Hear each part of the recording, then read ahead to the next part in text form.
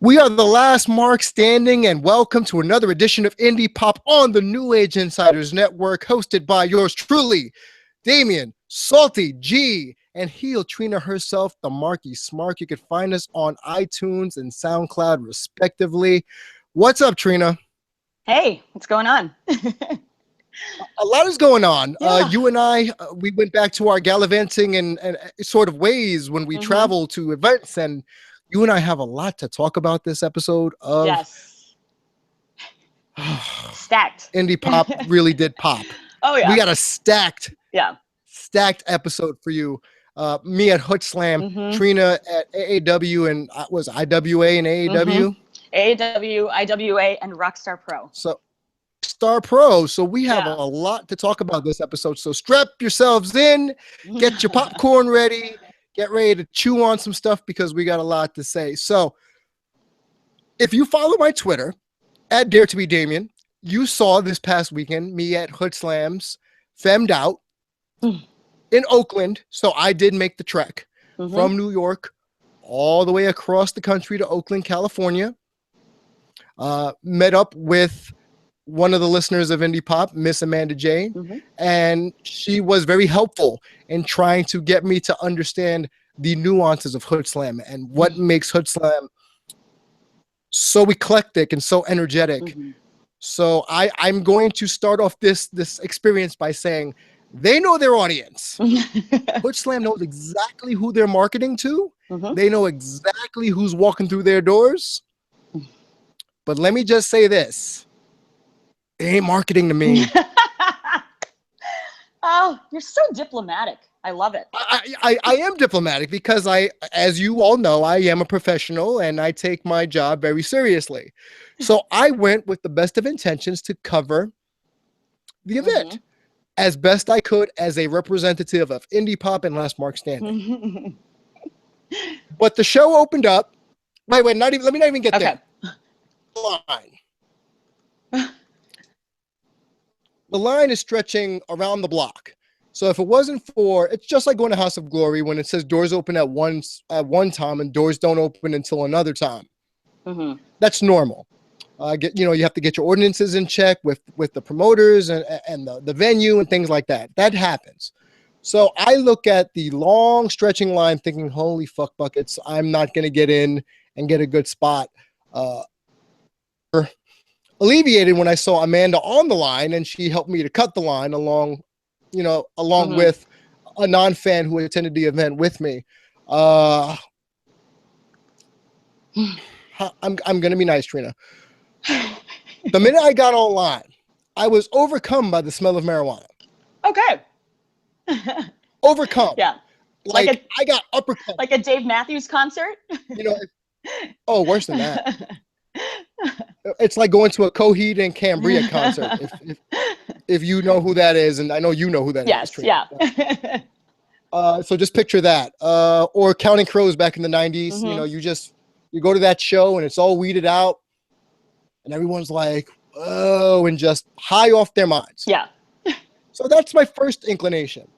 I go in, I'm patted down because, I look like I'm carrying weapons with my big guns, You got nothing on me with my gun show. But I'm talking to the dude who's patting me down. He goes, oh, you're from New York? I'm like, yeah. He's like, you're going to be in for a treat. Good luck. Like, he tells me good luck while he's patting me down because the guy who works security, he had this, he had a Caribbean accent, but he's from New York. So he's trying to, while patting me down, give me the 411 on Hood Slam. And he's just like, you're going to have a good time, have fun, blah, blah, blah. So I go in. Bull is right off the long ramp when you get into the club. And it's like, it was at the Oakland Metro Opera House, which for me was code for dilapidated nightclub. Yeah. How does it compare to? It wasn't bad. The venue wasn't bad. Let me say that. The venue was pretty damn good. For an independent wrestling event, the actual production value and the actual arena was pretty damn good. It was top notch, especially for an independent wrestling promotion. So kudos to them for that. Yeah. But when you got to the actual ring, the middle of it was being held together by duct tape. you could tell the ring has been worn and it's on its last legs. So I am willing to do a GoFundMe to get Hood Slam a new ring. That's part of the draw, you know, where it looks like what was that show on MTV years ago, Trina, where they tried to do their own wrestling promotion on MTV? Wrestling Society X? Yes. Was that what it was? Yeah, it was very close to that, but worse in terms of what the ring looked like. So it was standing room only. You know, by the time I got there, I didn't have the best vantage point because everyone who was 6'4" and above was standing in front of me. So what I had to do was pull some New York mentality, and I don't like to do this too often, but I did, and I managed to, you know, zigzag my way through the crowd, saying, "Excuse me, pardon me, excuse me, pardon me," and nobody stopped me to get to the front where the ring was, and I was positioned right by one of the ring posts. So I had a pretty good, you know, sector to watch everything. So the show first off, everyone's on top of each other, and I don't really mind it because everyone's actually respectful of each other's space. But everyone's lighting up. People are vaping. People are smoking weed. But they're being respectful and not blowing it in people's faces. They're blowing up, not toward people, which was cool. The show opens up. Go ahead. Really quick, just so that people know, because I did live in California, and you were in Oakland. I was in San Francisco. California is like this. So, you know, this is not specific to Hood Slam.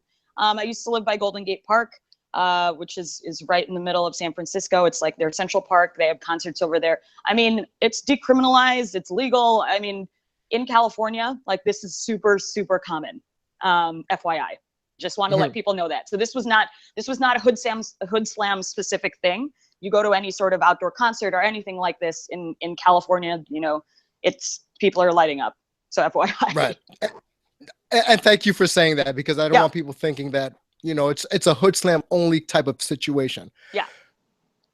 But the event starts and it opens with a 20-minute promo from the announcer, or their, I guess, the play-by-play guy, which is also the hype man.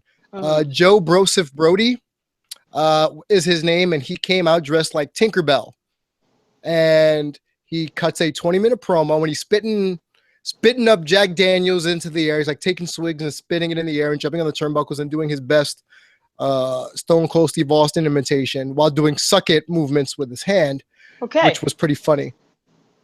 Enough right there. That's just the opening salvo, and they have a house band. You know, they have their own band, which plays the music, and I think the biggest the tagline of Hood Slam is, you know, this is real, and it was real.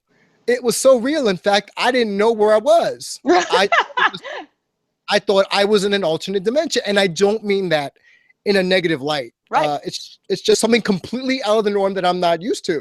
Right. So it also helped that this happened to be an event where most of the wrestlers were dressed in drag. Yeah. So that was another drawing point. Right. So 20-minute promo. Literally the craziest thing you've probably ever seen. Yeah, and I used to live in the projects in New York City. So there we go. You know, and I worked for ACS, so I can tell you enough right there. I've seen some crazy shit in my time. So they cut a 20-minute promo, and then the resident bad guy, Doc Atrocity, comes out, and this guy, I guess he's a take on the Mad Hatter meets Papa Shango.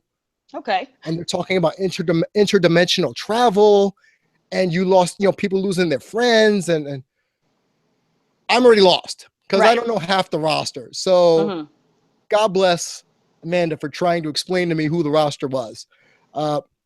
Noticed I haven't gotten to wrestling at this point. Right, we're still with the pageantry. Yeah, we're still with the bells and the whistles. Yeah. And I'm 40 minutes in, and some of the crowd's getting annoyed and saying, "Shut the fuck up! Start the matches." Yeah. Right. You know, so it wasn't just me noticing this.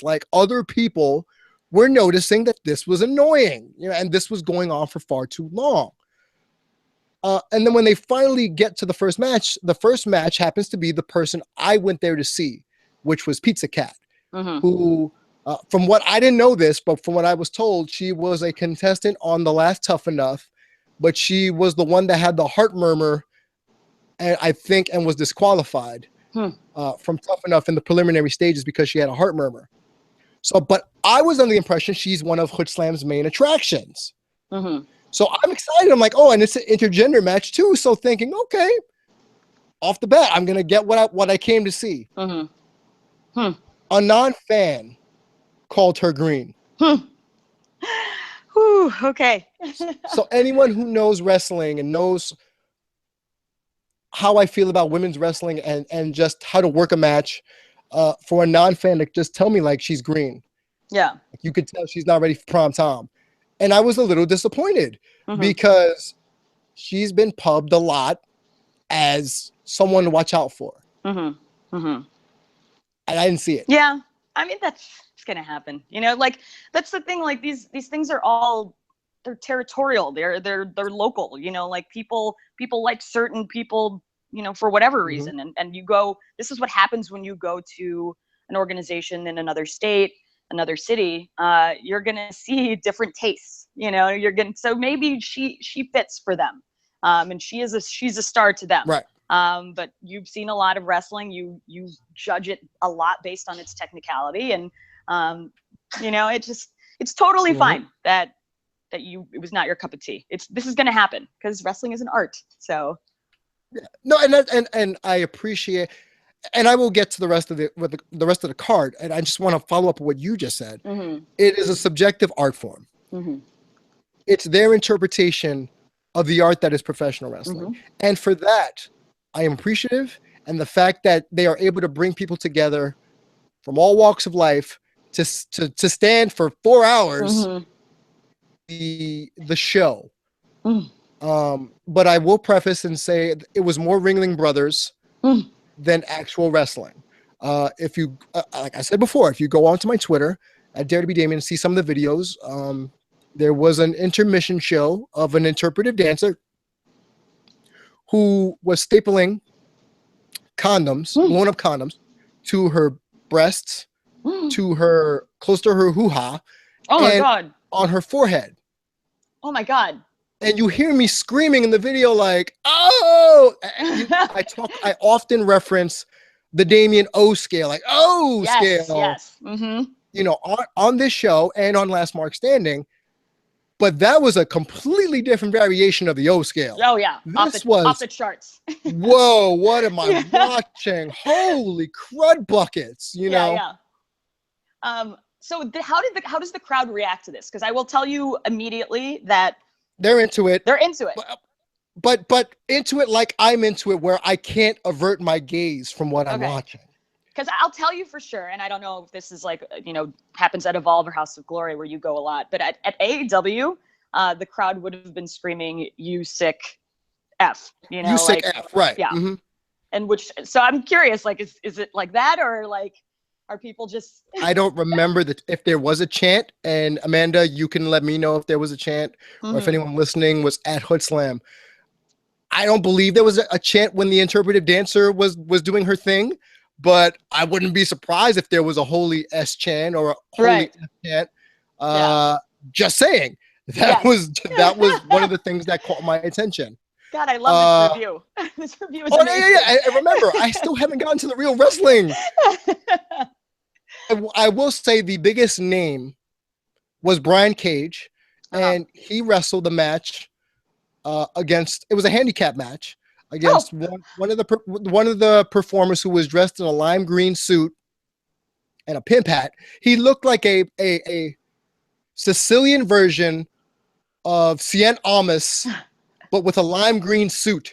It sounds like The Mask, like, you know, with that. Yeah, that was the gimmick. Yeah. That's exactly what his gimmick was. His gimmick was a rip on the mask, and he had a cardboard cutout as his tag team partner, named Juiced Lee.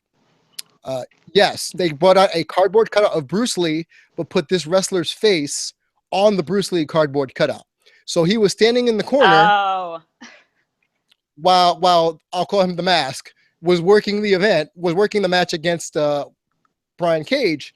And for Cage to get heel heat, he goes and he rips up the cardboard cutout to get heat. Yeah. And it was effective because people were booing Cage except for me, because this kept happening 3 times where Cage would rip up the cardboard cutout, the mask would get annoyed and cry and be emotional and get another one from the back and bring it out.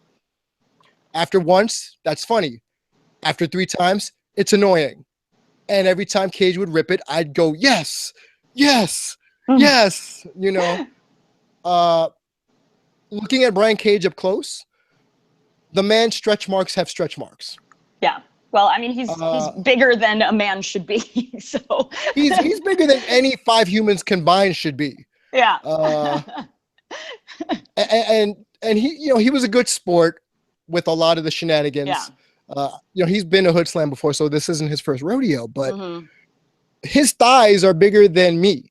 And I'm just amazed that a man could be that size and move as fluidly as he does in the ring. He's not stiff. He is fluid in the ring. But I kept thinking he's just ripping off Brock Lesnar. He did an F5. I think he did a one-winged angel. He did a lot of power moves, you know, that wrestlers do. And it was just very, it was very by the numbers. Yeah. Yeah. But that's not even the worst part. The worst part was Amanda, in her wisdom, screams out to me, dude, look at Brian Cage's ass hair. Oh my God. Like there's a long ass hair coming out of his trunks and he missed the spot. You know, and I'm trying not to look at Brian Cage's butt, but unfortunately I had no choice because he's right in front of me.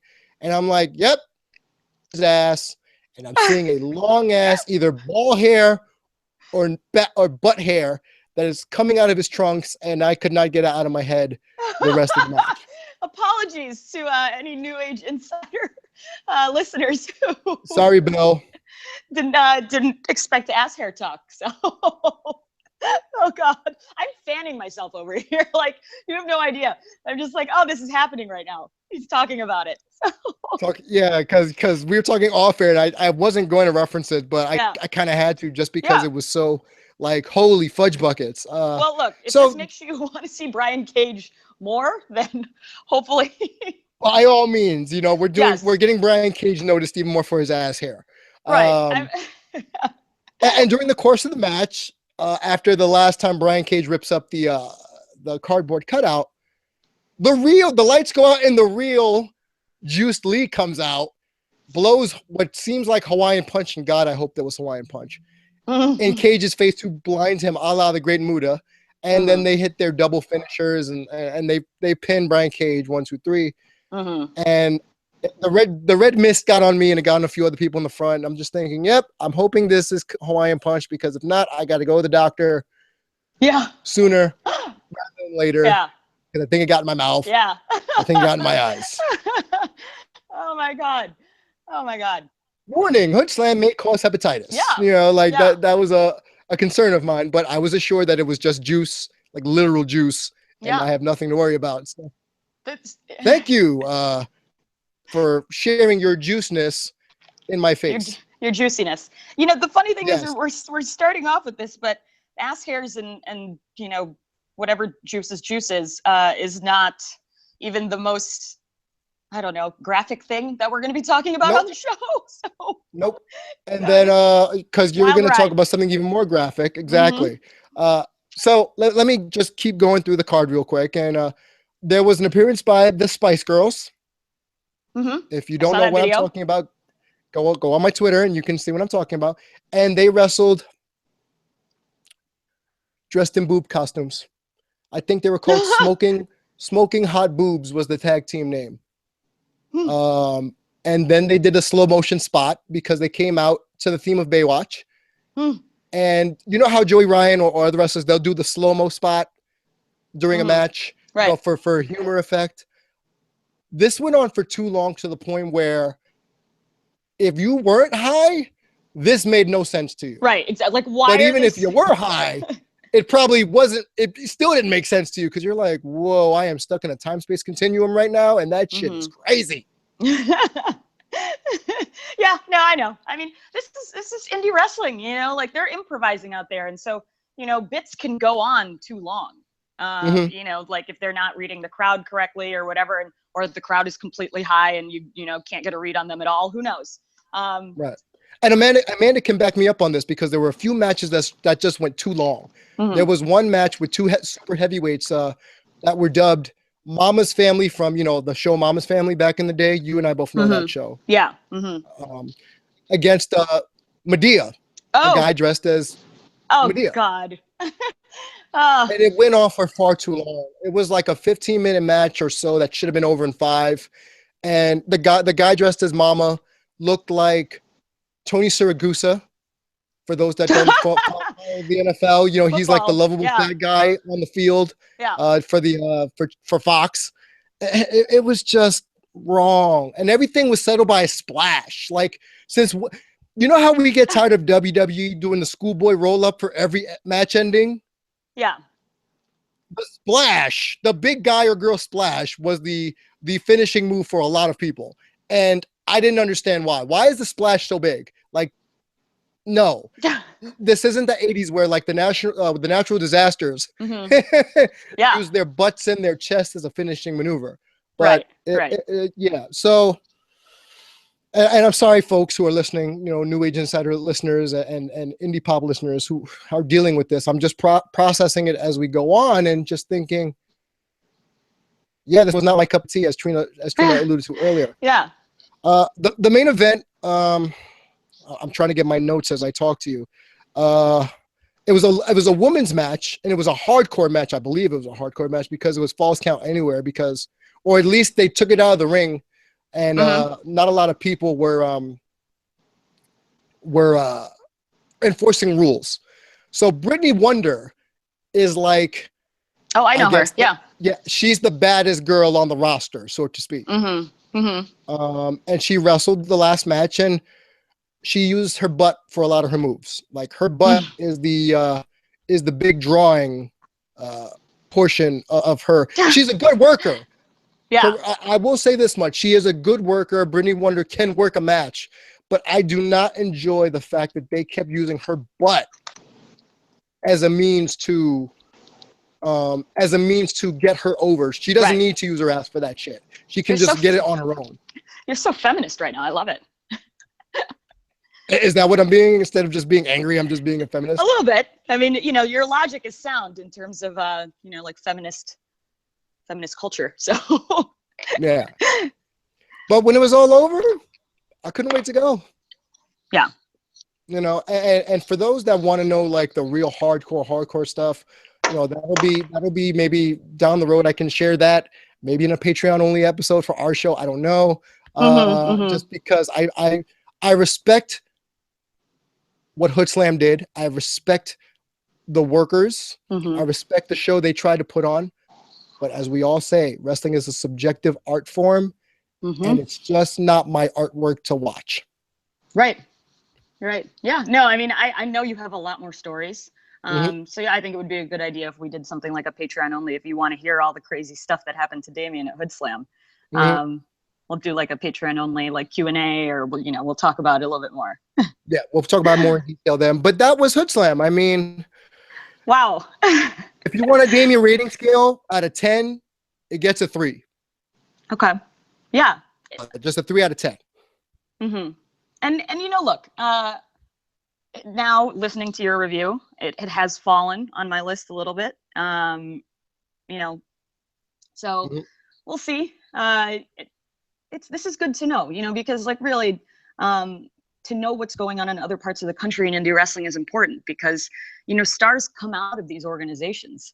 And so you have no idea. Maybe one day Brittany Wonder and her butt will make it to the WWE or whatever. I mean, so it's interesting to see how people are doing things differently around the country, around the world, and getting to where they are, and it's not, it doesn't have to be WWE. That's the other thing. It's like that Hood Slam, from what you're saying, sounds perfect for a Joey Ryan character. Oh, he's worked Hood Slam before, I believe. Yeah. And he just debuted for them last year. Which, there's room for that in wrestling because, not every person's end goal should be the WWE. We've, one of the things that we have for next week, hopefully, we did an interview with Joey Ryan, and he speaks very frankly. Yeah, very frankly about if WWE came knocking on his door, he would have to think very seriously about whether he would take it. Because he was so successful last year and continues to be so successful. It's obvious to him that he has other options.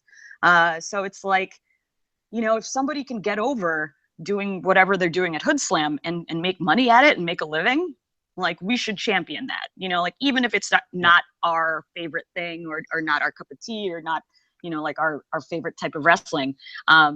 We need to make sure that wrestlers have options, that outside of WWE. So, and I guarantee, it sounds like from what you said, a lot of the gimmicks and the shtick that goes on over there isn't necessarily WWE friendly. Right. Oh, it's not even about being WWE friendly. I think it's more, it's niche. Right. And I said off air, they play to their strengths, and their strengths are promotion and putting themselves out there and being loud and getting known and seen. I think they work in that regard. And as always, bringing people together to watch wrestling and to enjoy themselves is a beautiful thing. It is the golden rule of professional wrestling fandom is to be inclusive and not way. And, Hood Slam was very welcoming to me, and they were very welcoming to, put up with me on social media. And they all my am I watching situations. And so thank you, Hood Slam, for providing me with something I'll never forget in my life. And I don't mean that as a bad thing. Like, I will never forget Hood Slam as long as I live. I love this. This is fantastic. I really love this. And what I take away from it, that crowd sounds awesome. Like, oh yeah, they're nuts. They're freaking nuts. But there were a couple of times where I would say moves out loud, and some people who aren't wrestling fans, they were like, because what you do is you hear Broseph talking auditorily, over the whole loudspeaker, like throughout the arena while doing commentary. So I'll say a move right before he says it, and people are looking at me like, you know the moves? Like, what else do you know? Right, exactly. And that's something that makes me, as more in general on our show too, just when you have non-fans and they know nothing about the product of anything, and they're bad-mouthing the product, or they're like, you try to include them and they still don't want to be included. Does that help or does that hurt? Yeah, I don't know. I mean, again, we could save that for our show. We could talk more in detail on Last Mark Standing, lastmarkstanding.com. It just stuck to me, like the looks I was getting when I was calling moves, and I wasn't doing it to be smarky. I kept saying like, "Hey, that was a great Death Valley driver," or "Damn, that was a good 450 splat," or something like that to that effect.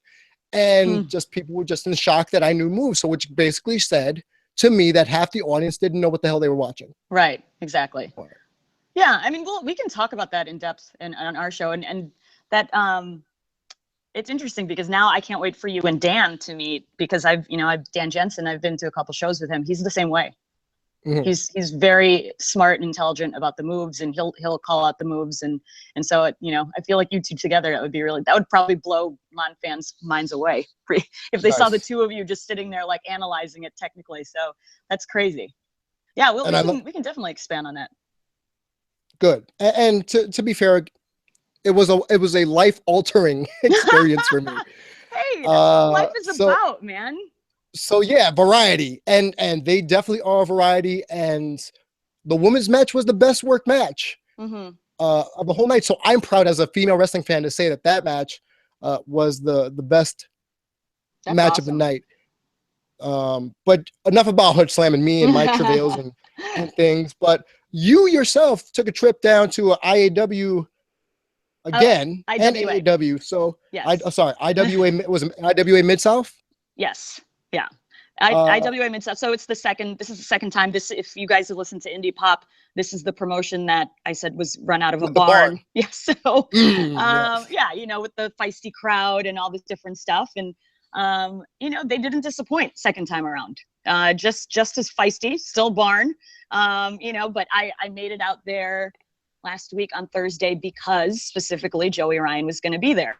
You know, and having been to the show before and knowing what the crowd is like, I wanted to see that. I wanted to see how they'd react to his gimmick and all this different stuff and how he'd be received. You know, because it's a tough crowd. You know, this is a crowd, and if you didn't hear the episode we had about it previously, they have concession stand people who are yelling at the wrestlers from the concession stand, and not nicely. They're using expletives, and you know, like there are people in the crowd like yelling expletives, and people are trying to fight each other in the crowd. You know, it's a hot crowd. So I was curious to see, you know, how they'd react to my beloved Joey Ryan, and you know, a couple other my favorite wrestlers were out there. Gary J, he's out of St. Louis. First time I was seeing him out there. He'd been there, I think, a couple weeks already. So it was great. You know, it was just a chance to see a lot of people that I love in a different place. Crowd was fantastic. I will say that still feisty, to the point where David Starr was trying to walk through the crowd to, you know, go back to the dressing room or something. And 3 or 4 children would not let him pass. And were like, what? And they were like fighting him, you know, like it was play fighting, but you know, there was an air of something else, you know, like I kind of felt like, and David was being really diplomatic and great about it, you know, like he was keeping calm, but these are the type of kids that I think like would like grab your dick or like whatever, you know, like they weren't playing around. As much as you would think they were playing around, like they were a little serious is my point. You know what I mean? Like, like I feel like this wasn't like, oh, give me attention. This was like, I don't like you. You can't go through here sort of thing. What? You know what I mean? Like they just like held their own. They're like trolls under a bridge or something like that. These kids. And the thing that got me was that, you know, when David finally got through, one of the children that was messing with him was a girl. And she ended their conversation with "Cash me outside." How about that? Oh, I hate that phrase. So I was just like, I looked at David and I was just like, what just happened right now? Like, I think you just got punked by 5-year-olds. Like, these were little kids. And yeah, there was a little malice, you know, like it wasn't just like fun and games. There was a little bit of malice there. So, you know, IWA's crowd lived up to its reputation. Great wrestling, hot crowd. Joey Ryan went over big time. People love Joey Ryan, to the point where, you know, it's his shtick. Obviously, if you've never seen it before, he's this 80s porn star sort of thing, and he comes to the ring with a lollipop that he stores in his trunks. You know, like, and you know, he'll give the lollipop to somebody in the crowd.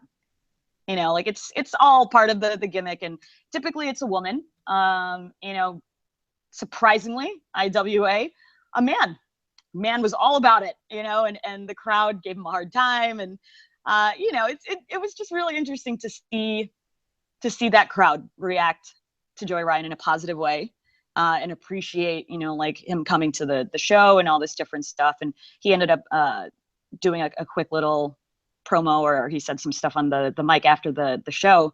You know, he's known Ian, the owner that runs IWA, for a really long time, and apparently Ian was one of the first people to give him a shot 17 years ago, when he started wrestling, and he was just, you know, he's just a guy with a mustache.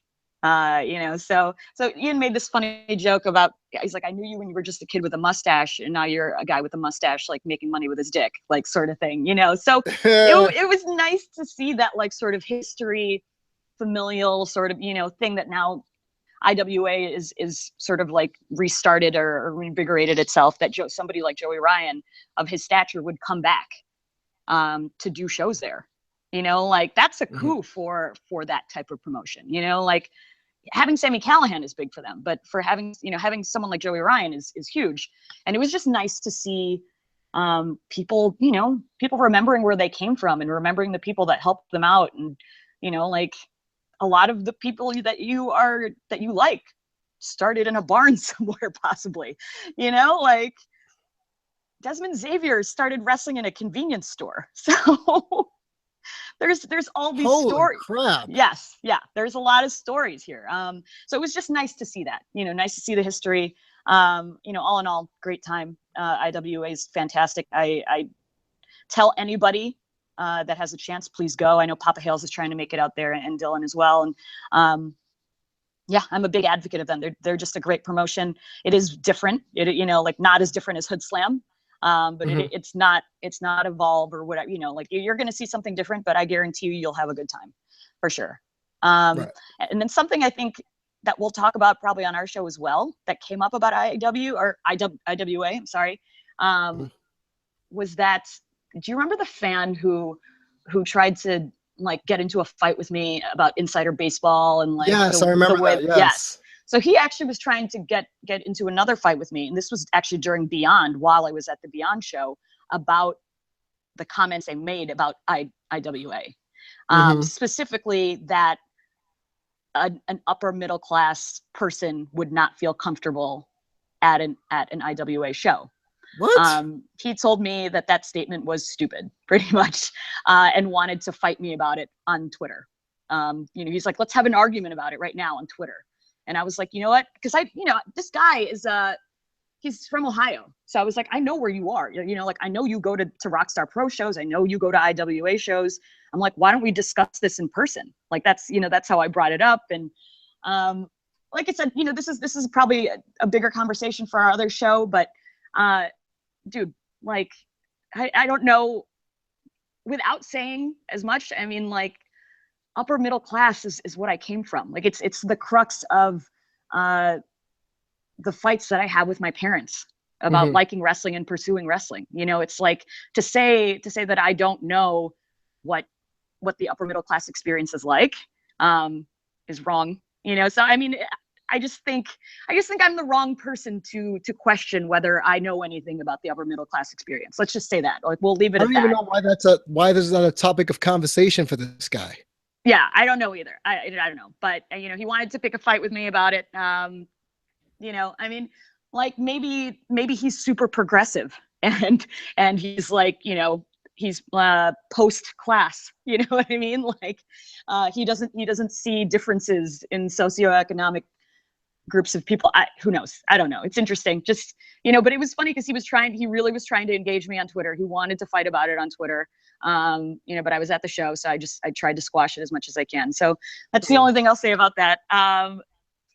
Next, so let me move on really quickly to the, I'm actually going to skip around. So I did IWA. They run shows on Thursdays and Saturdays. So I went to the Thursday show last week, and then went to Rockstar, which I'll bring up later, and then went to AAW on Saturday in LaSalle, which is a new venue for them, new old sort of venue for them. It's I think they started doing shows there beginning of January. So it's a different place. It's a different crowd. It's 2 hours away from Chicago. So I wanted to check it out because Tyler Volz, he does the commentary over at AAW, I was asking him how the LaSalle shows were going. And he said, they're good. Certain people aren't getting pops like they usually do and blah, blah, blah. And I was like, why? He's like, this crowd is picky. This is a very discerning crowd that loves wrestling. And they also lived up to their reputation for sure. I sat next to some of the craziest guys, nicest guys. But in the beginning, it didn't turn out that way. Like in the beginning, when I sat next to them, I felt like I had another AAW, Bourbon Street situation. Like they were super rude, very impatient. Like if a match wasn't to their liking, they just, be like, end this already. Like, let's move on to the next one or whatever. Or, if a bigger female wrestler was wrestling, they'd make comments about her weight, like just to really. Man, listen, don't even start with me on this one. Yeah, really obnoxious. They were obnoxious, right? And I don't think they'll be offended by that because that's the thing. We ended up making friends at the end of it, like for all of the like bullshit pretty much that they were spouting throughout the show. We ended up, I told them about our podcast and all this different stuff. And I look forward to seeing them next month and same with them. And so, it's a weird thing. I just sat down immediately and I was like, okay, these are not my type of people.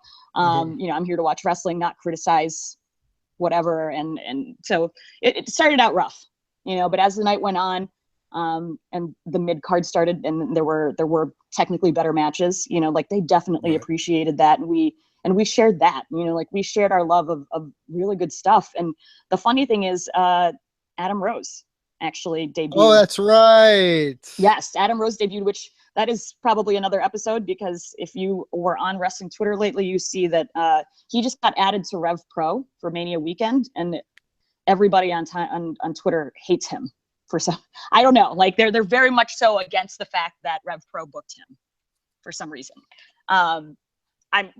Again, that's probably another episode. What I will tell you is that he put on a hell of a show for AAW on Saturday. Really, really good show. Did some crazy spots, like threw himself into chairs and all sorts of different stuff. He's going now by Kruger, which I think is his yeah, Leo Kruger. Mm-hmm. Yeah, that's his real name, right? Something like that. Like, no, that's his NXT name, like his original NXT gimmick name. Okay, right. So he's doing the South African thing. I don't know. Maybe people don't like the way that he acted after he was released from WWE. I don't know. I don't know what the hate is about. Someone needs to explain that to me. But I will say, just in terms of performance, he put on a hell of a show. I would watch him wrestle again.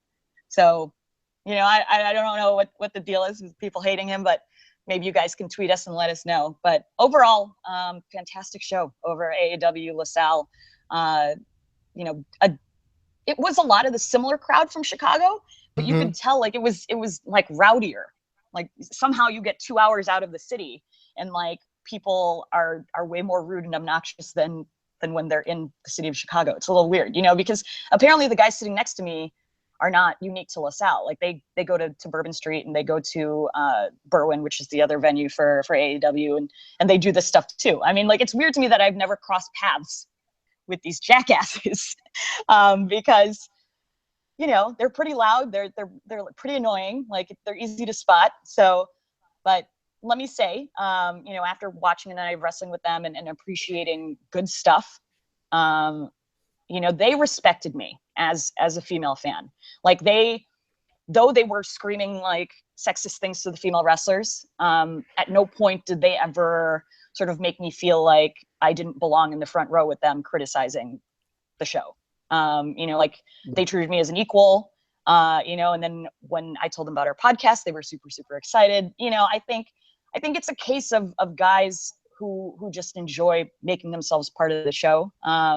So maybe, which is annoying. I don't know if there's necessarily malice behind that. You know what I mean? You just took it out of my mouth, because I was going to ask you, isn't that stuff we rally against? We do. And like, I don't know.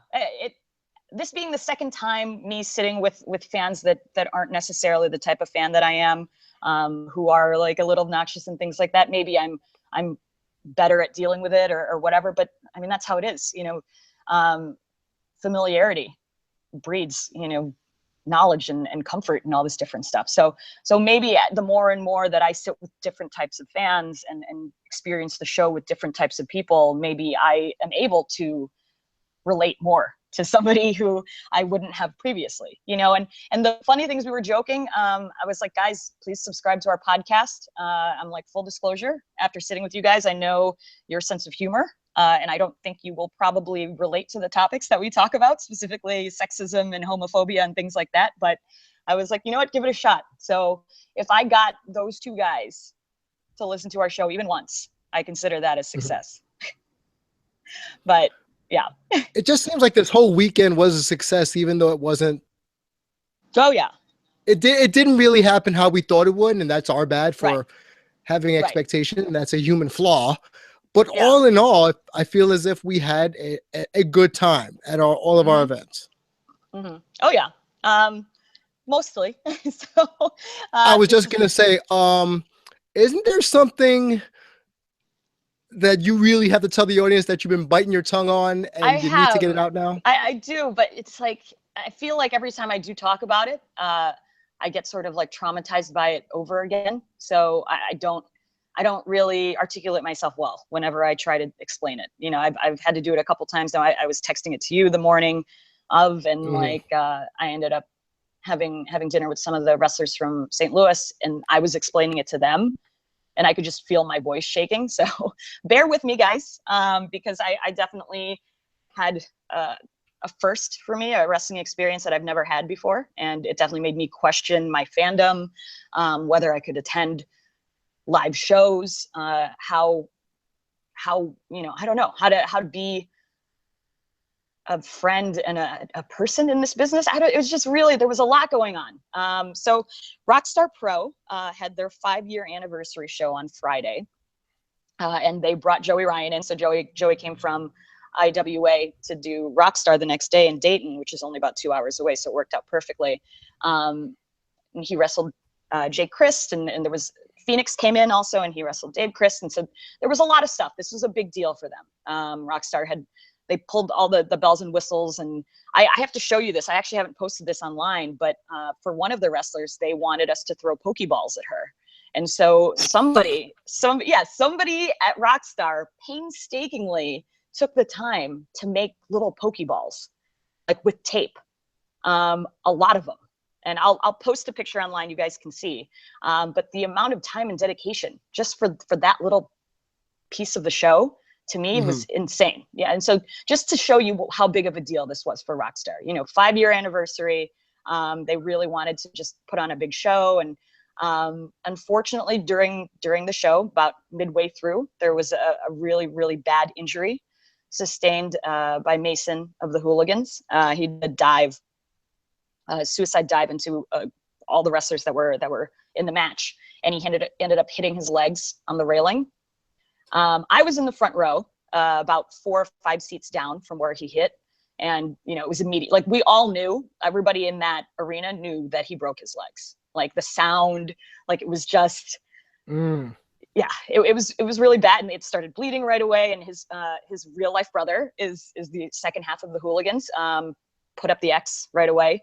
You know, he started freaking out. The ref put up the X, and people started coming from the back. You know, I was talking to other wrestlers about the incident, and they were like, you know, it's bad when people are just coming out from the back. And that's what happened. People were just pouring out from the back, trying to figure out like how to stop the bleeding, or if they could move him. It was chaos. You know, and this is not to say anything negative about Rockstar, about the way that it was planned. Like, I don't think anyone can plan for something like this, such a serious injury like this, because it was pretty horrific. To hear it and see the response and be in the front row, you know, even talking about it now, I'm a little shaken by it, because you knew it was bad. You know what I mean? Like, we knew it was bad. And maybe I'm being melodramatic, and you guys know that I am, but when I texted Damian about it, I was like, I can kind of understand how people in the crowd must have felt like when Owen died, you know, like, it was so shocking to me, to see that. And I am somebody who's worked in the medical profession. Both of my parents are doctors. I've been in the surgery room during facelifts and all sorts of crazy stuff. I've seen the inside of human body, you know, like, it's not, that stuff doesn't bother me, but there was something about it in the context of a wrestling show, seeing a wrestling injury in person that was this serious, and seeing the wrestlers and other workers just not know how to deal with it. Just broke, it was too real. Is what I told Damian. You know, it broke all sorts of kayfabe for me, you know, like, you know, as somebody who's worked in the medical field, like, my first instinct when I see anything like that is to go and help. But, you know, for a split second, I was like, wait, I'm a fan. Like, I'm not allowed to cross that line. Like, regardless of what medical knowledge I have, you know, or whatever, like, I'm supposed to stay in the crowd and let them deal with it, because they are putting on a show. They're the professionals, whatever. Unless they call on one of us to help, like, we have to just stand there and watch. And that's what the crowd did. Like, we just stood there in silence watching this. People were taking pictures, unfortunately, you know, and because it took a while for them to get the paramedics there and get help for him. So he was laying there for a while, and you got to see a lot of the wrestlers like trying to console him and his brother. And the other thing is, the match kept going. Oh, wow. They didn't stop the match. They did not stop the match. You know, and I don't know if that's protocol. I mean, it could be that could just be like a thing in wrestling. It's like, if something like this happens, like, go on with the show. I can see that being the case, or like, let's go on with the show so people aren't looking or, you know, gawking and things like that. So either way, so they went on with the show, and this was a tag tournament. So there were multiple people in this match. So they went on with the show, and you know, we were all watching Mason. We were all looking at him, seeing how he was. So none of us were watching the show. I feel really bad. You know, kudos to those wrestlers who kept it going and did their best. And you know, I feel for them as a fan, because I can't imagine what was going through their heads when they were trying to perform. So you know, like, that's affecting me, all that sort of stuff. And they keep performing, and one of the other guys that's in the match gets injured, and people start jumping into the ring because he got knocked out by a clothesline. Like, he was out cold. And I think people were already stressed out and freaked out by Mace's injury, that Sami Callihan went to him and I didn't even check if he was breathing, and just immediately called for, like, anyone who knows CPR. And the guys next to me were EMTs, and I'd never seen anybody fly into the ring as fast as they did.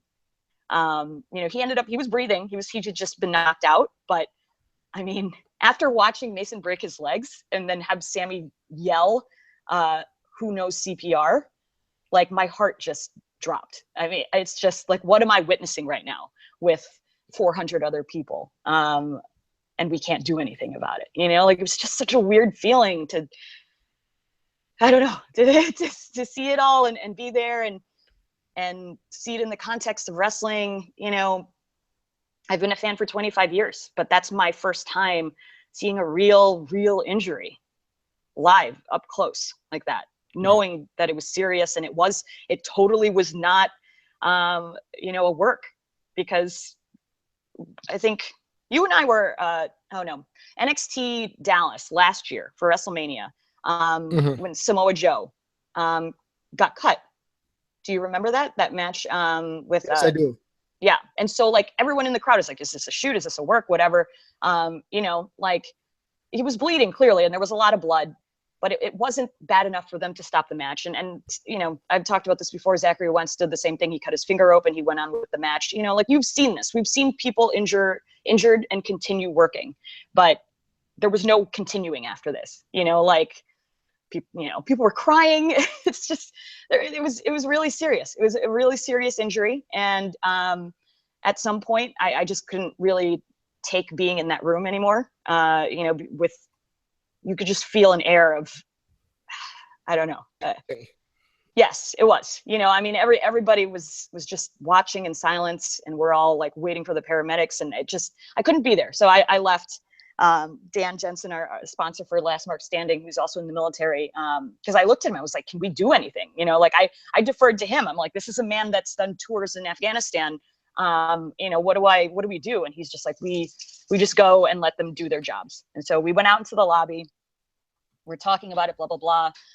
We hear the applause, you know, like the typical applause that comes when they finally, like, you know, cart a player off the field or whatever, that sort of thing. And then we hear Sami Callihan get on the mic and say, guys, you know, this happened, but this is our 5-year anniversary, and we want to finish the show and end it on a high note. And, you know, Dan and I heard that, and I told Dan, I was like, let's get to work, you know, like, let's put on, like, a good show. Like, as fans, like, let's help them put on a good show and end this on a high note. So Dan and I went back in, and you know, the last 3 matches were fantastic. Really, really good. David Starr and Desmond Xavier were that first match right after the injury happened, and they put on a hell of a show, and I was screaming my ass off. And, you know, like, just kudos to them for working through all of that, because everybody was pretty shaken, you know, and they finished the show, and we all left happy, you know, and I know half of those guys ended up staying at the ER or the hospital for the whole night. With Mason and his brother, and then they had to get in a car and drive to AEW and wrestle in Chicago. So, you know, like, this is the life. Like, this is an extreme case, but this is indie wrestling. That's wrestling in general, because they always say it's not ballet. So people do get hurt, and when you see that live, and I've never seen anything to that degree in the ring. I've seen. You know, where I grew up and how I grew up, I've seen a lot of violence, and I've seen death, and I've seen people get stabbed and shot, and but there's still something to be said while being at, let's say, a sporting event, Right. And the Exactly. shock of seeing someone Yeah. get hurt Right. doing, you know, in the sporting event, that's Right. a different avenue. That's a different arena, to Right. pardon the pun. But Right. I'm thinking about how you, and I know you well enough to know that it really affected you in the moment, Uh-huh. way after the fact, because we were talking at like 4 a.m. West Coast time on was a Friday into Saturday about this, and that's why I had to check to make sure you're okay, because you see these things and you don't know how to process them, and take it from someone who works with this for a living, you know, about Right. like counseling people through their stuff. Right. That's something that can stay with you, and I credit the performers, I credit the staff, I credit the audience for being able to put on a good show after the fact, because it's not easy to just say, all right, someone's hurt, let's keep the ball moving. No. Right. Yeah, it's not. It's not. And it, you know, it really, it did affect me for a long time. I didn't sleep that night, and that's why I ended up talking to you 4 a.m. West Coast time. You know, you just got back from Hood Slam, and you were perfect because I needed to talk to a counselor. Like I was literally having a crisis, because, you know, it was just the context of seeing it in wrestling, you know, because you grow up defending it in so many ways. You know, people are like, it's fake, and you're like, no, it's not. It's really hard hitting. You know, and then my parents would be like, it's too violent, and I'm like, no, it's fake. Like they're, you know, they're just pretend hitting each other. So you defend it from so many different angles, and you're not ever really prepared to defend it when someone actually really gets hurt. Like seriously really gets hurt. Like I have no defense for that. Like it's a fluke thing. The hooligans do high flying moves. Like these guys have been doing this for a really long time, and it's just the one time he hit the wrong way, and it happened. And I don't know, you know, like so my crisis was, how do I, because I was scheduled to go to AAW the next day, how do I keep watching this, or how do I watch people that I know, that I'm starting to know very closely as friends, do this? You know, because that's the thing. Mason, I know Mason Cutter. He's half of the Hooligans. I know him, like he knows who I am, but we're not necessarily like friends or you know, very close. But there are some guys in the business at this point that I consider like brothers. You know, and a lot of them were at the show, and it just hit me.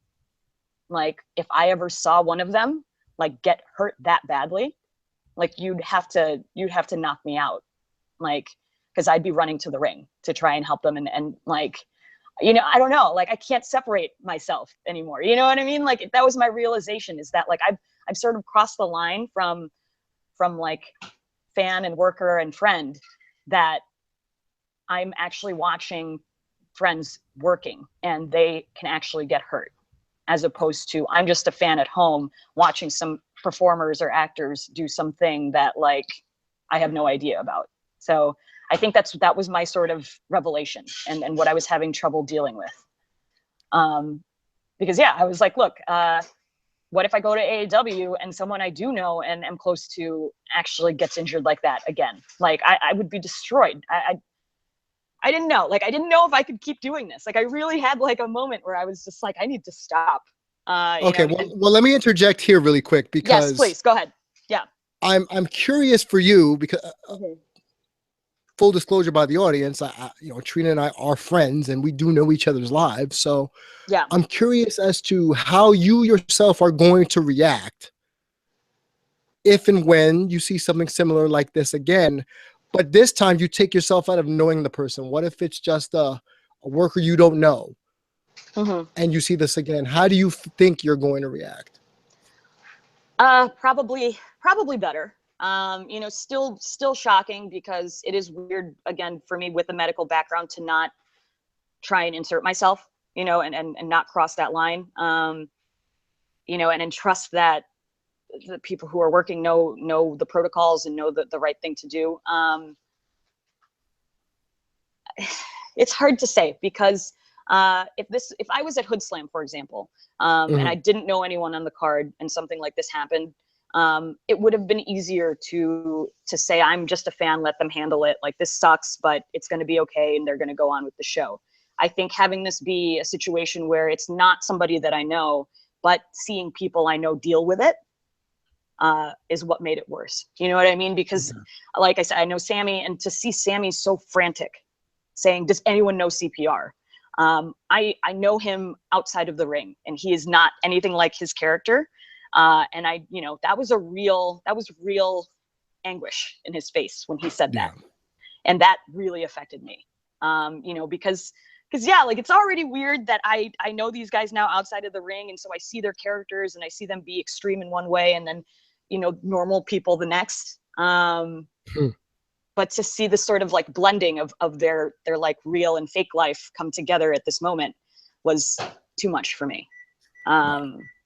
It really was. And so it's hard. I think they'll handle it better, hopefully. I can't guarantee you if I can't guarantee you that like I'll not be a mess, and really seriously, God forbid, if it really is one of the guys that I'm close with, help us all, because I am in that ring like the second it happens.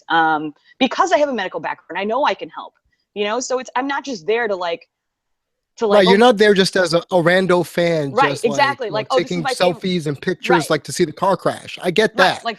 Yeah, this is like, it's like, oh, it's not like, oh, this is my favorite wrestler, I need to be by their side. This is like, I go into in charge, like medical mode, like I actually, once I go into that mode, I separate myself from the person, and they're a patient before they're a friend. And so that, that's the thing, like, that's the hard thing. So I don't know.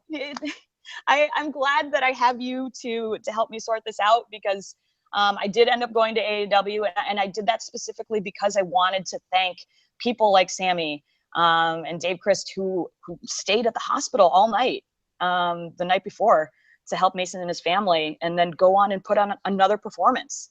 So right. I wanted to show them that I was grateful as a fan, and not just like as a friend, that they go out and do this every day, and they can witness something like that happen to one of their coworkers, and still have the wherewithal to go and put on a show immediately after the fact, and then drive 5 hours to go put on another show after the fact, and just keep working. I props to them. So I wanted to show them that I appreciated that. So I trudged on to AAW, and yeah, I had a great time. But I think you had a really unforgettable experience at Hood Slam, and I also had a really unforgettable experience. I did, and I will never forget it. And let me just say this. The first match of the night, I was referencing Pizza Cat and who she went up against. She went up against Anton Voorhees, and I don't know if you know this, Trina, and you probably do, where you've seen someone who's a good hand in the ring, and you can trust them, even though nothing about them really stands out, but they're just a solid in-ring guy or girl. That's who Anton Voorhees is. He's that guy. He is the good hand that, if you're in a match with him, he'll take care of you, for one, because he had to sell her offense convincingly, and vice versa. He had to put her over. And apparently the match was for the Golden Fanny Pack. Oh. Oh, yeah. The match was for the Golden Fanny Pack. That's one of their titles. Oh, my gosh. Okay. Yeah. And then there's a man named Cereal Man who dresses up like, who was a Cinnamon Toast Crunch Man or something like that from Ren and Stimpy. Yeah. Okay. Yeah, it's weird stuff. Yeah, so some weird stuff, and just watching these people. Again, we talk about how wrestlers in general, they make no money. If they're not, if they're working the indies and they're just struggling and fledgling, they make no money. They do it because they love it. And I can appreciate that passion. Who knows? Some of these people may never go on to another promotion outside of the West Coast. Maybe one day they'll blow up and be the next big thing. But at the very least, I can say I got to experience them in a very unique setting, a very eclectic setting that I would never be able to see it under any other circumstance. So for that, I am eternally grateful. So thank you, Hood Slam, for putting up with me and for putting up with my shenanigans. And I wish you guys nothing but the best. Awesome. So anyone who's listening now, New Age Insiders, anyone who's listening to Indie Pop, Last Mark Standing people, we will go more into detail about Hood Slam but that will be a Patreon only exclusive where I get a little bit raw and rugged about what I saw. Patreon.com/lastmarkstanding. Thank you to New Age Insiders for once again housing us. But before we get out of here, Trina and I will be appearing together. Yes. At CZW in Voorhees, New Jersey this Saturday. It's the third time you and I have been together at a live event? I know, right? Like we can't get enough of each other. Yeah, apparently not. So on February 11th in Voorhees, New Jersey, we will be at our first CZW show, and there will be interviews done by yours truly and Trina with some of the people there, and it'll be split amongst Indie Pop and our own show. So be on the lookout for that. Trina's interview with Joey Ryan, snippets of that will be posted on our website, and we will put up a link in the description where you can click on that and listen to parts of that. And we're gonna do a lot of different things in the new year. So yes, people have been asking for interviews for us to interview wrestlers, and that's what we're going to do. So the audience of Indie Pop as well as Last Mark Standing will have a lot to digest. Yes, definitely. So if you haven't gotten your tickets yet, go. I think they're on Eventbrite. Go get them. CZW. There's also a women's event at 4 p.m. at the same location, WSU. I may get to go to that if I'm not doing interviews, but I may not be able to attend. But if someone is in attendance, please take notes, because I, for some odd reason, can't get to sit down and watch a whole women's event, and I wish I could. So do me that favor. But we'll be there, Voorhees, New Jersey, CZW. Bring me food. Yeah. Say hi to Trina. Yeah. But bring me food. Yeah. Because I guarantee you I will be hangry at some point. Right. Yeah. I mean, look, if you guys see us, say hi to me and then shove a hot dog in Damian's mouth. Pause Nation. Do not say shove a hot dog down my mouth. Anything, I'll take a grilled chicken sandwich. Thank you very much. So big shout out to New Age Insiders for dealing with us. We are the Last Mark Standing. Damian Salty G at Dare to be Damian. Heel Trina herself at the Marquise Mark. You could find more of our stuff on lastmarkstanding.com and on iTunes and SoundCloud, respectively. Trina, thank you so much for your time. I love you, and I'll talk to you later this week. Bye, guys.